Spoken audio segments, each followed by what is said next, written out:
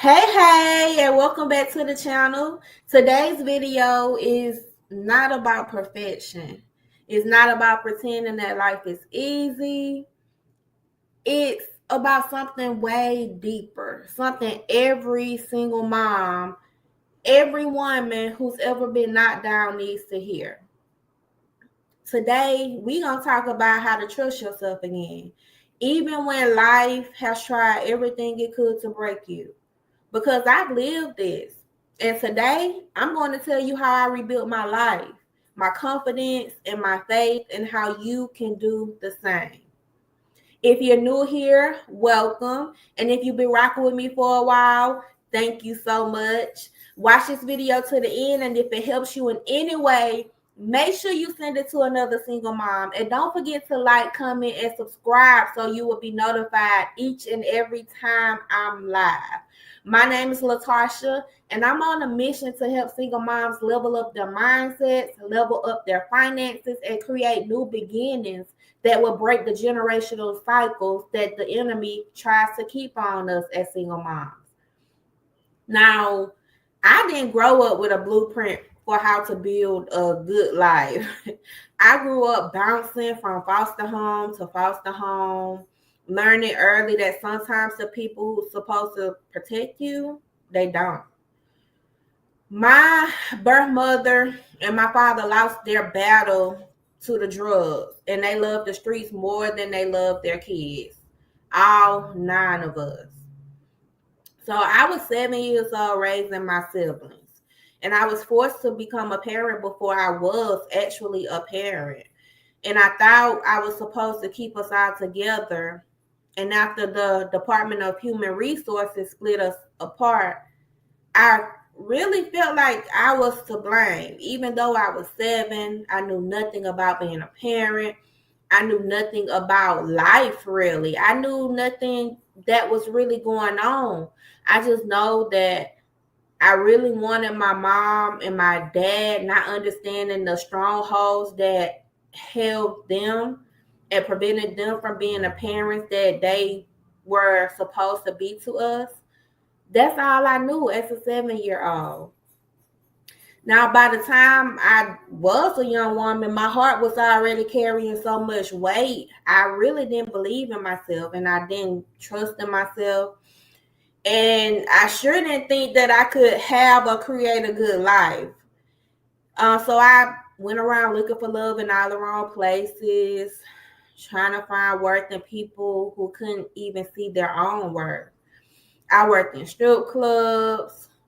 I stole, I lied, I cheated, I was selfish. The list goes on and on and on, y'all. So then came the moment that shattered me even more. When my son was just 2 years old, his father was killed. So it seemed as if I became a single mom overnight. So by this point, I was really heartbroken. I was scared. I was angry at the world. And I was questioning everything and everyone, including my life and my story and what God wanted from me. Like, what are you doing, God? What's happening? I didn't know how I was supposed to raise this little boy when I didn't even believe in myself. How was I supposed to protect him when I could barely trust my own decisions over my own life? So for a while, I stayed stuck. And I kept looking for love in all the wrong places. I played it small. We bounced around from hood to hood. I partied every weekend, got high, got drunk to kind of, numb the pain. And also really believing that that's what life was about, just turning up, turning up, turning up. Not thinking about my future. I didn't have any long-term goals in mind. And I remember my mom who took us in. I call her my mom, but she came to me and she kind of made me mad at that point. But as I look back, hindsight 2020, it was really needed. She was like, I'm not keeping him anymore for you to go out and party every weekend. And that kind of gave me some insight, and it really helped me and changed me, and it helped me know that I needed to get my stuff together and be more responsible. And then even after she told me that, something else shifted. And all of this didn't happen overnight. It wasn't some magical moment. It was just me finally getting tired of feeling like I had no power over my own life. So how many of y'all feel like that? But it was, when I think about it, it was really my faith. So I developed my relationship with Jesus, and he kept whispering to me, you're stronger than you think. You're called for more than survival. You can rebuild your story. I remember when I went out with my sisters and them one night, and it just wasn't feeling the same. Like I wasn't enjoying myself. It was a Saturday night, and I told them, I'm like, I'm going to church tomorrow. I didn't know why I felt the need to go to church, but at that time I didn't know why. But now I know that it was God calling me, calling me out of that lifestyle and calling me into something better, because he told me that I can rebuild my story. So fast forward to 2018, I did the scariest thing I'd ever done in my life, y'all. And if you've been following the channel for a while, then you've heard this story. But I packed my son and myself and relocated to a new state. We didn't have any family waiting. I had a job at that time, but it was barely helping me to make ends meet. So I didn't have any guaranteed I didn't have another guaranteed job here.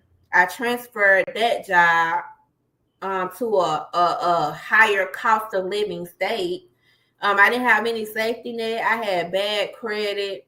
But what I did have was a tiny, fragile belief that maybe, just maybe, I could do something different in this new environment. And that's what self-trust really is. So it's not about feeling 100% ready, because I wasn't 100% ready, and I don't think I will ever be 100% ready to do anything that I do that's worth doing. But it is about moving scared. It's about making a decision first and letting your faith catch up. All right? Self-trust is built one small promise at a time. When you say you're going to do something, you got to do it. When you feel fear rising up, you remind yourself fear is not the boss of you. When you fail, or you feel as if you have failed, then you forgive yourself fast and you keep moving. I know as single moms, it's easy to give up on ourselves and feel like failures, especially if we tried and it didn't work. Especially after the failed relationships, the eviction notices, the car breaking down, getting fired from the job, not knowing how you're going to pay those bills next month. I get it. But self-trust looks like leaving toxic people in the past, even if it hurts. Self-trust looks like choosing your dreams, even when it's lonely. Self-trust looks like saying, I don't know exactly how, but I know I'm going to make it. Believing that you can do it for you and your kids. That's what self-trust looks like. So I want to give you a few real and tangible ways that you can start rebuilding your self-trust today. Because talk is cheap without action, okay? So number one, I want you to start keeping small promises to yourself. A lot of times we lose confidence and trust in ourselves because we tend to lie to ourselves. We say we're going to do something time and time again, but we don't. And I'm talking to myself, y'all. Like, I had to really come to realization that you are your own, or you are your biggest supporter. You are your biggest cheerleader. You're in your ear all day, every day. So stop lying to yourself. Be honest with yourself, just as you would want someone else to be honest with you. How many times have you said you're going to start going to the gym Monday, but Monday came and you don't? Oh, I'll start going next Monday. Same thing next Monday. And that's me, all right? I just recently got back in the gym. I'm like, okay, Latasha, you got to get it together, girl. You gaining too much weight. You already at home all day working, so you have to get active. So I had to make time to get in the gym. I had to make time to walk. Even when I go take my son to practice, I just hit the park and I walk a mile or two. I went to the gym today. He's going to practice this evening. And guess what I'm going to do while he's at practice? I'm going to get out there and walk. So that's what I want you to do. I want you to just start so small that you can't fail. Instead of drinking a cup of water, drink 2 bottles of water. Post 1 piece of content. Send 1 email. Because each tiny win is a brick that you lay on your foundation. So number 2, I want you to make fast decisions based on alignment. So you have to ask yourself, is this move in alignment with the woman I'm becoming? If yes, then move. Because overthinking is just another form of fear. And the more you think about it, the least likely you are to do it. Number 3, speak to yourself like you speak to your kids. So you would never tell your babies they're stupid, they're worthless, they're doomed, or they're going to fail. So why do you let that voice talk to you that way? So I want you to become aware, and I want you to start catching it, correcting it, and replacing it. And if you got somebody in your life who talk to you that way, then they got to get gone. Number 4, I want you to start praying bold prayers. God said we have not because we ask not. God said when you pray, you have to believe. You have to have faith that what you're asking for, you're going to receive. So ask God not just to bless your next move, but to give you boldness to step out before you see the staircase. Okay?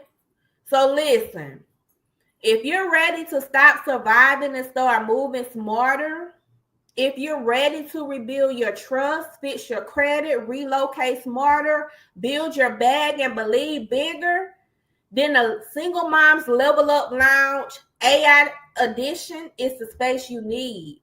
Because inside the lounge, we're not just teaching strategies. We're transforming mindsets, and we're taking action the smart way. We're stacking wins every single week, and we're doing it together with women who get it. All right, so make sure you click the link below in the comments or in the description and join us, because you don't have to figure this thing out alone. Okay? Girl, you are not broken. You are being rebuilt. You don't have to be perfect. You just have to be willing. So I want you to trust that every small move you make is building a life your future self will be proud of it. Every small move you make is breaking a generational curse off your kids and their kids and their kids. I believe in you. But more importantly, it's time for you to believe in you too. All right? I love y'all, and I'll see y'all inside the lounge.